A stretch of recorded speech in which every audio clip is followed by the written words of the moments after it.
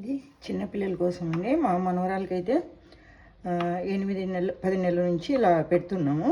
పప్పు, పెసరపప్పు, ఎర్రకంది పప్పు, రైసు అన్నీ పెరిగిడి వేశాను. తర్వాత వచ్చేసి ఇది చిన్నగా కట్ చేసి వేసేస్తే మెత్తగా ఉడికిపోతుంది. కుక్కర్లో పెట్టాలి. క్యారెట్ చిన్న ముక్క, ఇవన్నీ ఒక గ్లాసుకు తక్కువ ఉన్నాయి కదా, ఒక 3 గ్లాసుల వాటర్ పోసి మెత్తగా ఉడకనివ్వాలి. ఇప్పుడు చిన్న ముక్కల కింద కట్ చేసుకున్నాం కదా, ఇవన్నీ కుక్కర్లోకి వేసేయాలి. ఆల్రెడీ దాంట్లో వాటర్ పెట్టేసాను.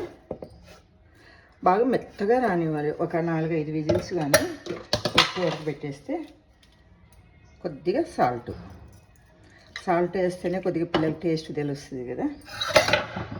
ఇది ఒక 10 నిమిషాలు నానిన తర్వాత కుక్కర్ స్టవ్ మీద పెట్టేస్తాను. తర్వాత చూపించేస్తాను మీకు. ఇది ఒక 5 విజిల్స్ రానిచ్చాను. ఇప్పుడు రైస్ ఇలా అయింది.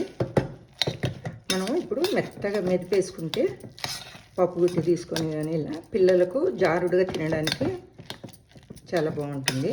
దీంట్లోకి కొద్దిగా ఒక చిన్న స్పూన్ నెయ్యి వేసేసి పిల్లలకు వేడిగా పెట్టేస్తే బాగుంటుంది. తర్వాత ఇది మీరు ఒక నెల ఇది పెట్టి చూడండి. ఇలా గ్రీన్ పీస్ కానీ ఇట్లా ప్రతిదీ బీన్స్, బీట్రూట్ ఇట్లా వేసి ఏదో ఒకటి వండి పెడుతూ ఉండండి పిల్లలకి. 1 మంత్లోనే మీకు తేడా తెలుస్తుంది. వెయిట్ పెరుగుతారు, హైటు పెరుగుతారు.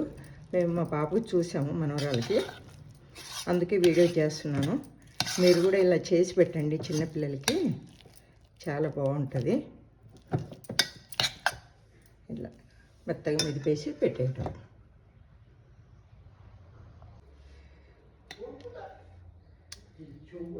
ఈ ఫుడ్ని ఏ పిల్లలు అయితే వద్దంటారండి, ఇలా పెట్టేస్తే నో చెప్పకుండా తినేస్తారు, మారం చేయరు అసలు.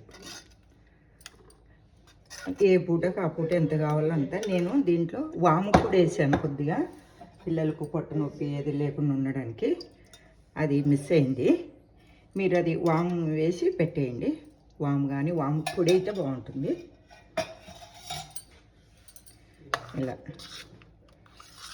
ఇలా పెట్టేసి మధ్యాహ్నం పూట మాత్రం కంపల్సరీగా ఇది వేసి పెట్టండి.